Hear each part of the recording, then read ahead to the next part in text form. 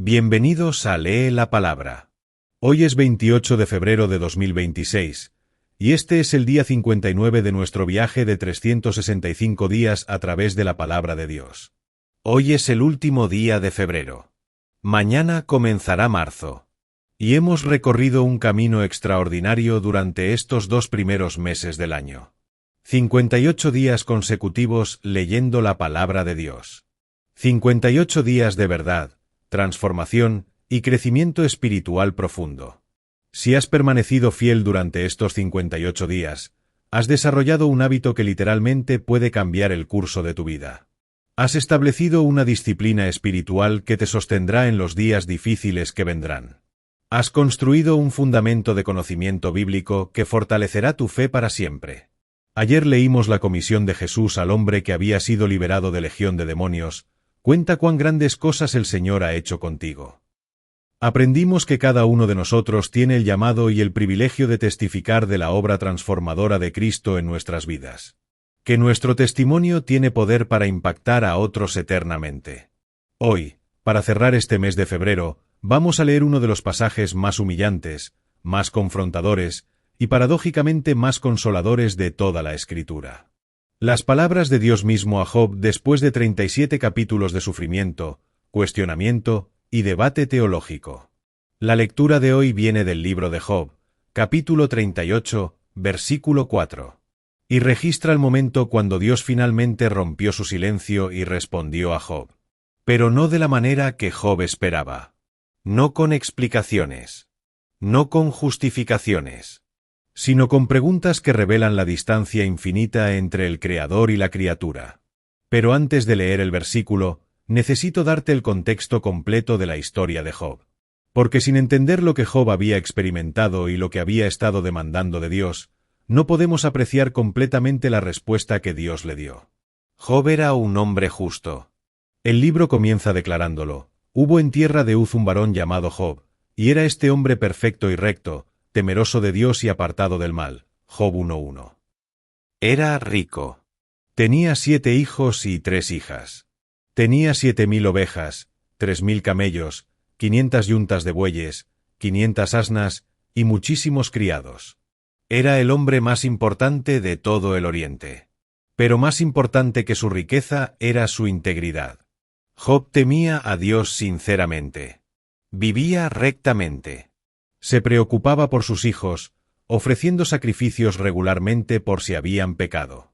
Entonces un día, en el Consejo Celestial, Satanás presentó una acusación contra Job.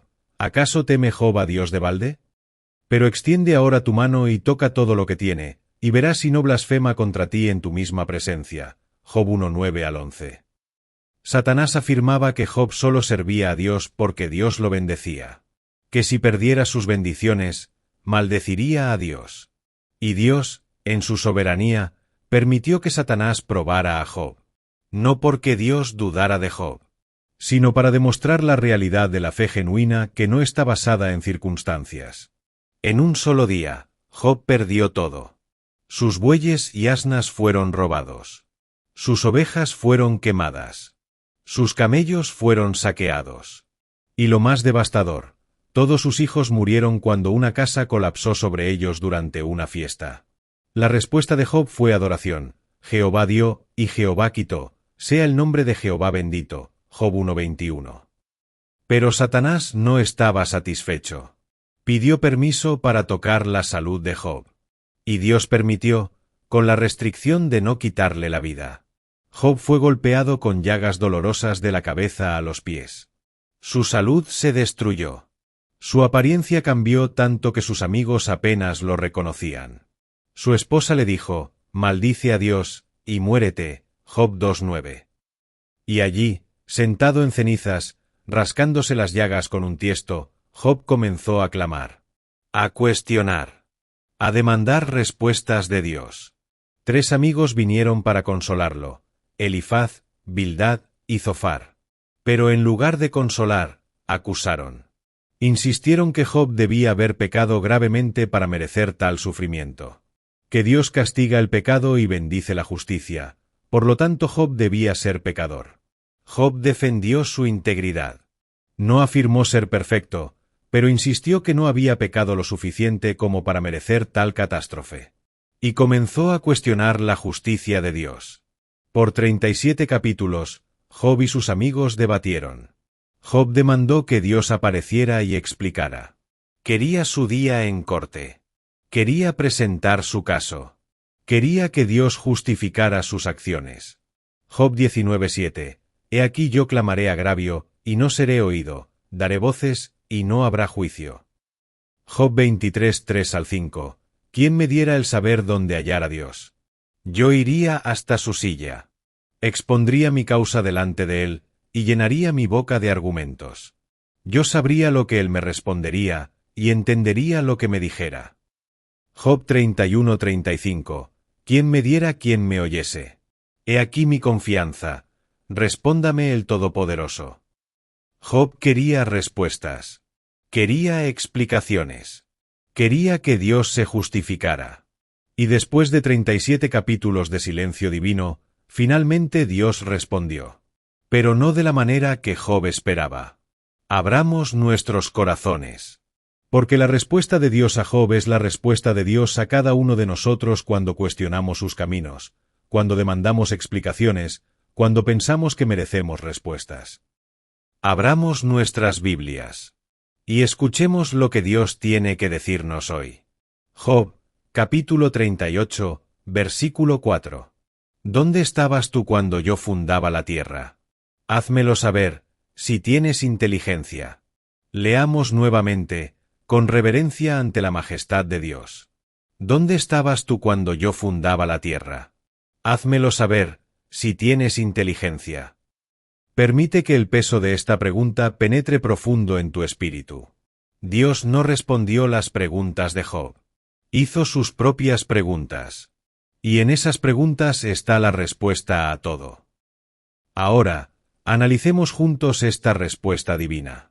Porque esta pregunta de Dios a Job contiene verdades profundas sobre quién es Dios, quiénes somos nosotros, y cómo debemos relacionarnos con Él especialmente en tiempos de sufrimiento inexplicable. Primera verdad, ¿dónde estabas tú? La pregunta que revela nuestra limitación. Dios comenzó con una pregunta simple pero devastadora. ¿Dónde estabas tú? No, ¿qué piensas? No, ¿cuál es tu opinión? Sino, ¿dónde estabas? Y aquí está la primera lección humillante. No estábamos presentes en los eventos fundamentales de la creación. No tenemos la perspectiva completa. No vimos el principio. No conocemos todos los factores. Job había estado demandando respuestas como si tuviera derecho a ellas. Como si estuviera en posición de juzgar las acciones de Dios. Como si pudiera entender completamente los caminos de Dios. Pero Dios le recordó, no estabas allí. No viste cómo fundé la tierra. No entiendes los misterios de la creación. No tienes la perspectiva necesaria para juzgar mis acciones. Isaías 55:8 y 9 proclama, porque mis pensamientos no son vuestros pensamientos, ni vuestros caminos mis caminos, dijo Jehová. Como son más altos los cielos que la tierra, así son mis caminos más altos que vuestros caminos, y mis pensamientos más que vuestros pensamientos. Más altos. Infinitamente más altos. Inconmensurablemente superiores. Cuando cuestionamos a Dios, cuando demandamos explicaciones, cuando pensamos que merecemos respuestas, estamos asumiendo que tenemos la capacidad de entender. Que tenemos la perspectiva necesaria. Que nuestra mente finita puede comprender los caminos del Dios infinito. Pero no podemos. No estábamos allí. No vemos el panorama completo. No conocemos todos los factores, todas las consecuencias, todos los propósitos. Segunda verdad, cuando yo fundaba la tierra, Dios como creador soberano. Dios específicamente mencionó, cuando yo fundaba la tierra. No cuando la tierra se formó por accidente. No cuando surgió por procesos aleatorios. Cuando yo la fundaba.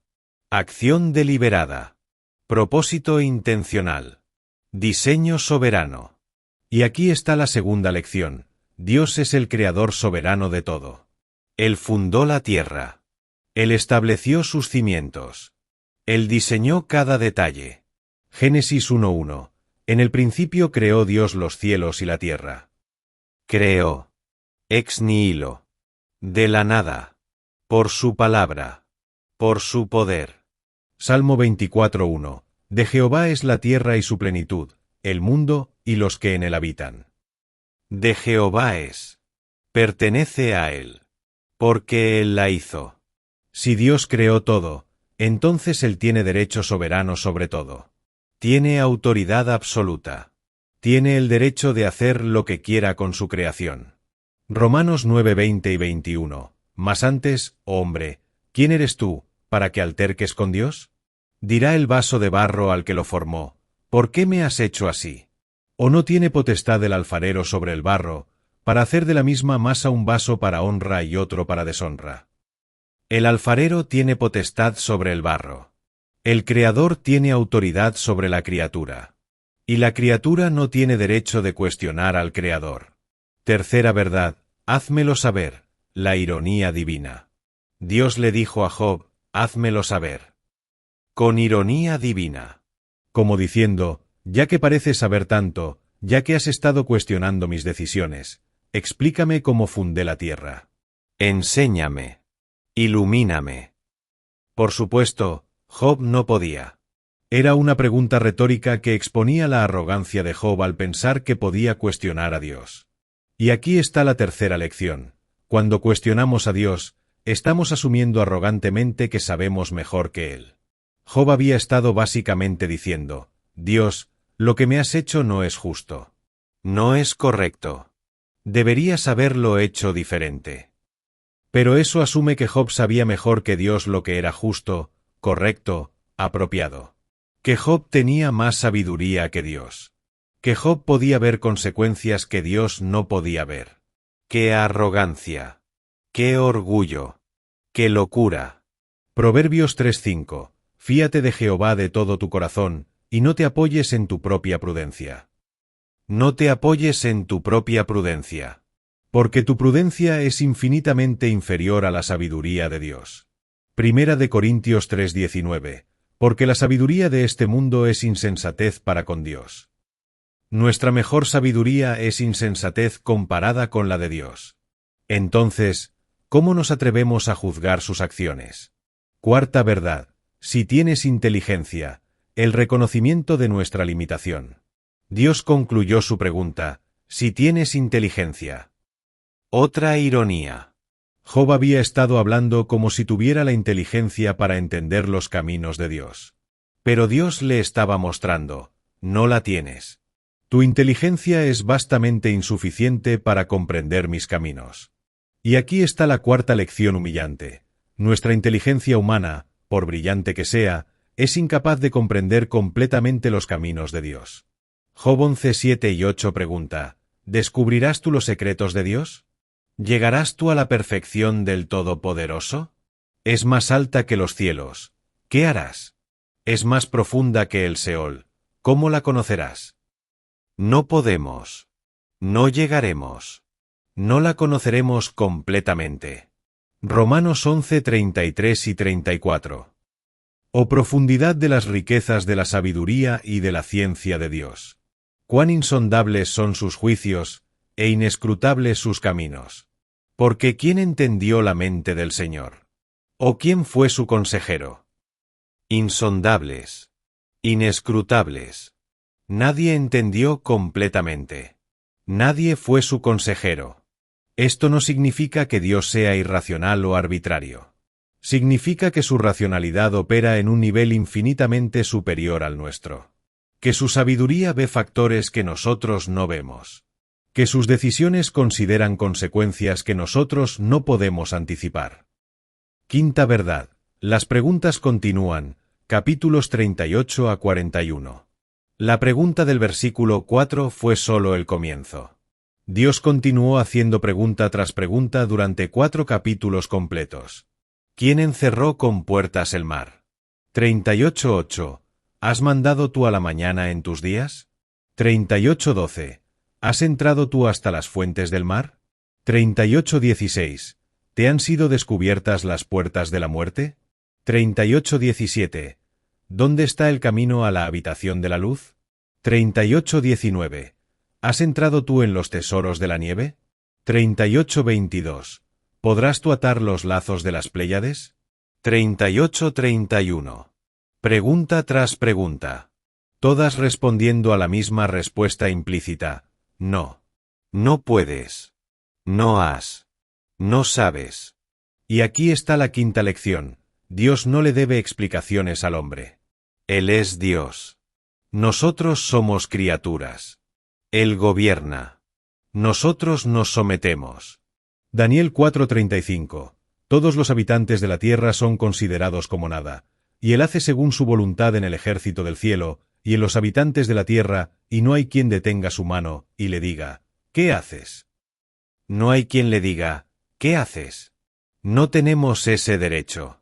No tenemos esa autoridad. No tenemos esa posición. Sexta verdad. La respuesta de Job: humildad restaurada. Después de escuchar a Dios, Job respondió con humildad profunda.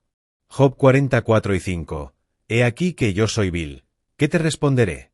Mi mano pongo sobre mi boca. Una vez hablé, mas no responderé. Aun 2 veces, mas no volveré a hablar. Y después de que Dios continuara hablando, Job respondió nuevamente. Job 42:2-6. Yo conozco que todo lo puedes, y que no hay pensamiento que se esconda de ti. ¿Quién es el que oscurece el consejo sin entendimiento? Por tanto, yo hablaba lo que no entendía, cosas demasiado maravillosas para mí, que yo no comprendía. De oídas te había oído, mas ahora mis ojos te ven. Por tanto me aborrezco, y me arrepiento en polvo y ceniza. Soy vil. No responderé. Hablaba lo que no entendía. Me arrepiento. Y aquí está la sexta lección. La respuesta correcta cuando Dios revela su majestad es humildad, arrepentimiento y silencio reverente. No argumentar más. No defender nuestra posición. No insistir en nuestros derechos. Humillarnos. Reconocer nuestra insignificancia comparada con su grandeza. Arrepentirnos de nuestra arrogancia. Salmo 46:10. Estad quietos, y conoced que yo soy Dios. Estad quietos. Dejen de luchar. Dejen de cuestionar. Reconozcan que yo soy Dios. Séptima verdad. Dios restauró a Job, más allá de lo perdido. Aquí está algo hermoso. Después de que Job se humilló, Dios lo restauró. Abundantemente. Job 42:10-12. Y quitó Jehová la aflicción de Job, cuando él hubo orado por sus amigos, y aumentó al doble todas las cosas que habían sido de Job. Y bendijo Jehová el postrer estado de Job más que el primero.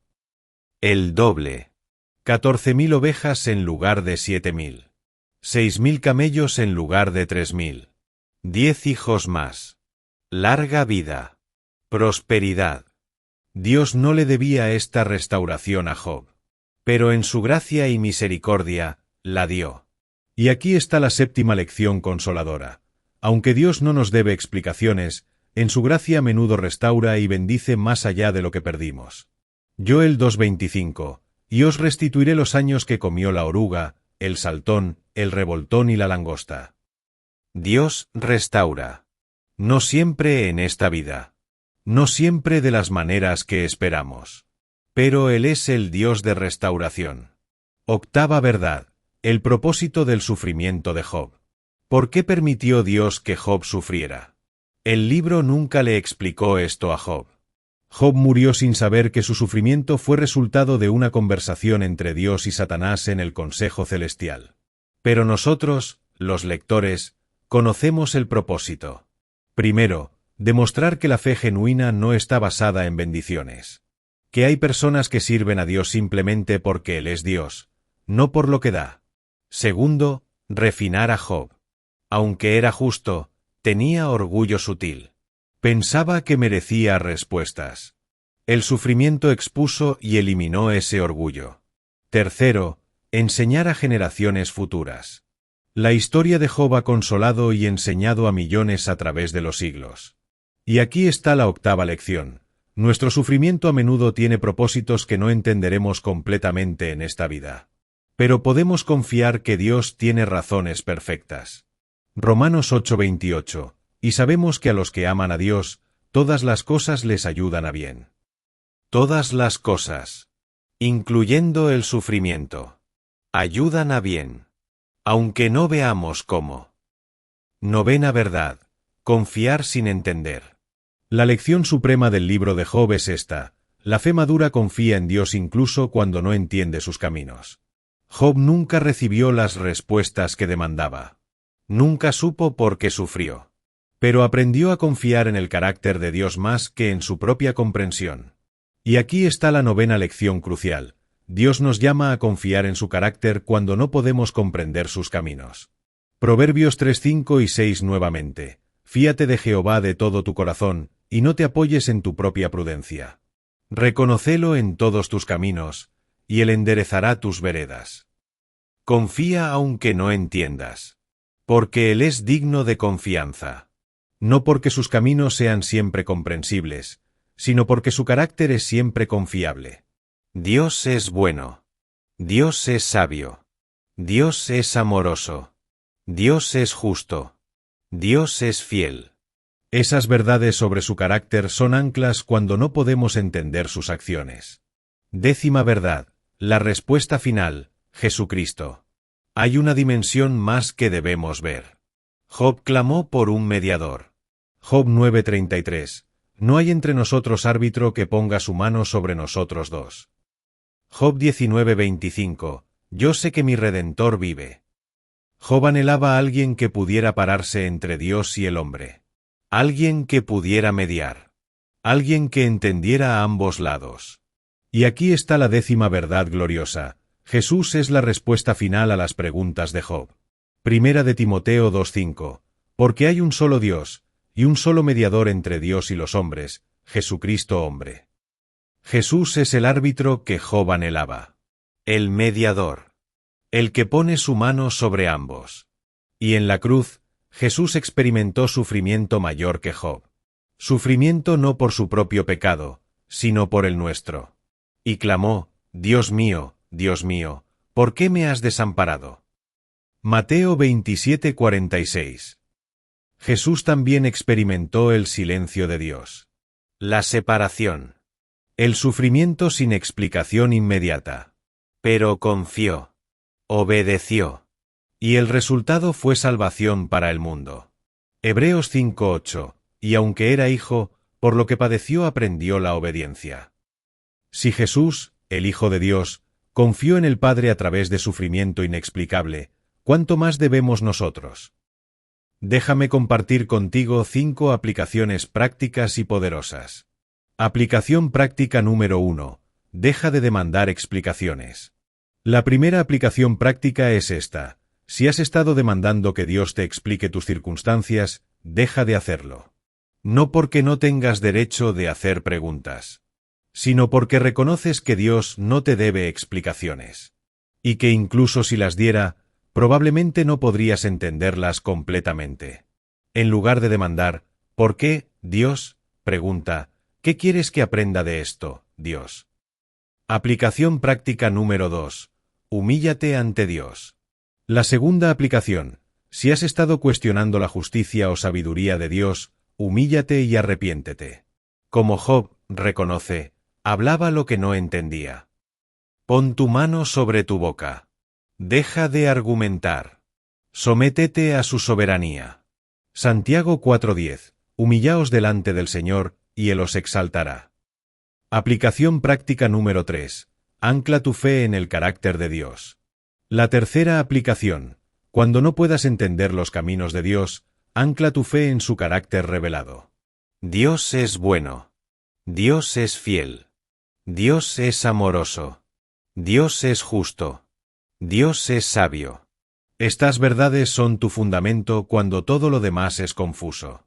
Aplicación práctica número 4. Confía sin entender. La cuarta aplicación: practica confiar en Dios sin entender.